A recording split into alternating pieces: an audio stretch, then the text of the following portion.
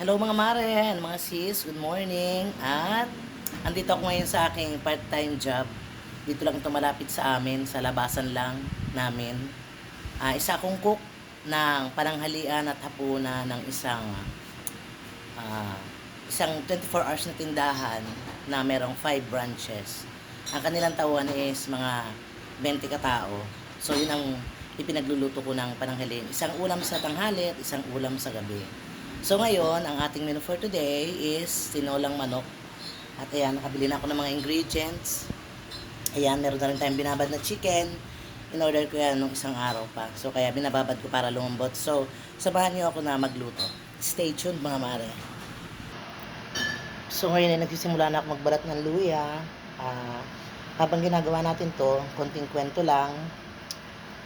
Itong isa sa dahilan mga mare kung bakit hindi ako nakapag-focus na sa pag-reels o sa pag-engage sa pagpo-post dahil nga siyempre sa buhay natin ito na napakahirap ng buhay, di ba? Kailangan nating kumita.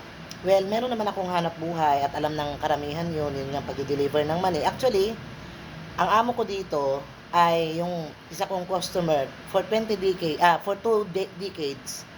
2 dekada ko nang dinideliveran. Ito ang kanyang mga tindahan. Hawak ko yung kanyang mga tindahan ng 5 branches. Ako ang nagsusupply ng mani, ng peanut. So ngayon nangailangan sila ng cook. That time na nag-hire sila ay meron akong trabaho na isa dun sa aking kumare na kaibigan din. Maayos ang sahod doon, maganda. Kumbaga, contented ako sa sahod. Ang problema, hindi kinakaya ng katawan ko yung full time. Kasi alam nyo naman sa mga ganitong trabaho na kumbaga hindi ng government, ay ang full time nila is 12 hours. Minsan humihigit pa. So hindi kinakaya ng katawan ko, nagkakasakit ako. So kailangan kong bumitaw. Eksakto naman, nagkataon na itong ang suki ko sa mani ay nangangailangan ng cook, which is magiging part-time lang dahil kumbaga nagluluto lang ako for pananghalian, tapos uwi na rin ako, isang ulam pananghalian, tapos isang ulam sa gabi.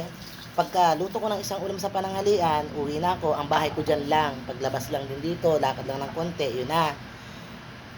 Tapos babalik ako mamayang hapon, mga bandang alas 4 or alas 5, luto naman ako ng hapunan. Ayan, yan lang yung kwento sa likod ng kung bakit ako ay nag-inactive. At yun na busy din ako sa live streaming dahil nga nawalan ako ng gana nga dito sa ating pag-release dahil ang dahilan is di ko alam kung kailan makakasahod, 'di ba? Kasi yung stars, yung requirement sa stars ay napakalaki. Wala naman tayong star senders or gifter, 'di ba, na talagang bonggang-bongga. Para sa akin naman ay bongga itong mga star senders natin, pero alam mo yun, hindi, kumbaga matagal bago ayun. Tapos naging not recommendable pa ang aking account dahil sa violation na nangyari sa akin. Sa madalit sabi, kahit anong pagsisikap nga ang ginagawa ko noon ay parang nababaliwala. So kailangan ko mamili at kailangan kong mag-focus doon sa talagang kailangan ng pamilya natin. Ayun, at ito ginaguide ko na yung luya. And then, syempre, tinola, alam nyo na yung mga procedure na yung process kung paano. So, balikan ko kayo maya-maya mga mare. Ayan, mga mare, at nahiwa ko na ang ating mga sangkap sa ating lulutuin tinola. Ayan. So, okay na rin yung papaya. So, nagsalo na tayo ng isang malaking kawali para makapagisa na tayo ng ating chicken. Ayan. At habang ginigisa natin ang chicken, ay tatalbusin naman natin itong dahon.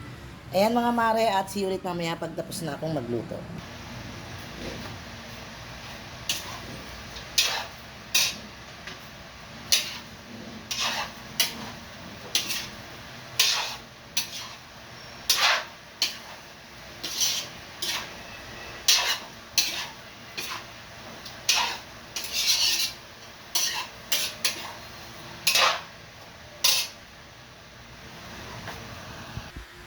Ito na mga mare, luto na ang ating tinola.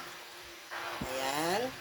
At ito ay papatayin ko ng apoy at tayo ay magbabalot na. Kasi binabalot ko ito mga mare. Kung ilan ang naka-duty sa 5 branches. Ayan. Thank you for watching. Bye.